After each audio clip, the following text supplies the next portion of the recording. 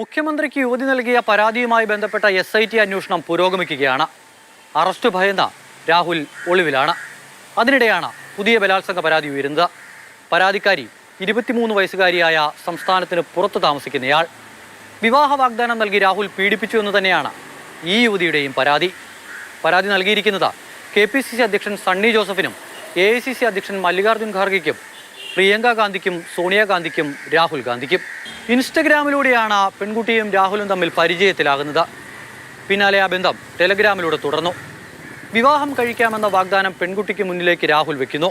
പക്ഷേ വിവാഹബന്ധത്തോട് പെൺകുട്ടിയുടെ കുടുംബത്തിന് താല്പര്യമുണ്ടായിരുന്നില്ല. ഒരു രാഷ്ട്രീയക്കാരനുമായുള്ള വിവാഹബന്ധത്തോടുള്ള എതിർപ്പായിരുന്നു പ്രധാന കാരണം. എന്നാൽ രാഹുലിൻ്റെ രാഷ്ട്രീയ വളർച്ചയെപ്പറ്റി അറിഞ്ഞ കുടുംബം വിവാഹത്തിന് സമ്മതിക്കുന്നു. അങ്ങനെ സംസ്ഥാനത്തിന് പുറത്തുനിന്നും കേരളത്തിലേക്ക് എത്തിയ പെൺകുട്ടിയെ പത്തനംതിട്ടയിൽ വെച്ച് കാണുകയും അവിടെ നിന്നും ഒരു ഹോം സ്റ്റേയിലേക്ക് കൂട്ടിക്കൊണ്ടുപോവുകയും ചെയ്യുന്നു.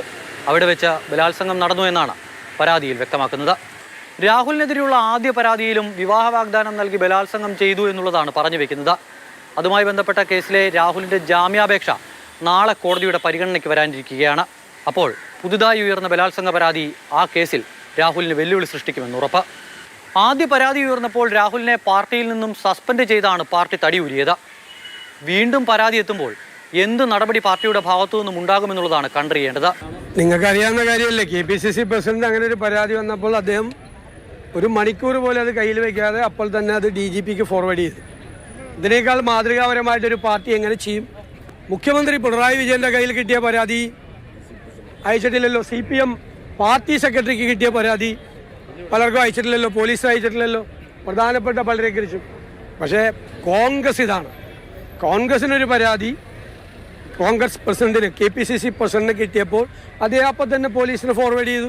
പോലീസ് അന്വേഷിച്ച് നടപടി സ്വീകരിക്കട്ടെ. രാഹുൽ MLA സ്ഥാനം രാജിവെക്കണമെന്ന ആവശ്യം പാർട്ടിക്കകത്തു നിന്നും പുറത്തു നിന്നും ഒരുപോലെ ശക്തമാവുകയാണ്. ഇനി തീരുമാനമെടുക്കേണ്ടത് KPCC നേതൃത്വവും AICC നേതൃത്വവുമാണ്.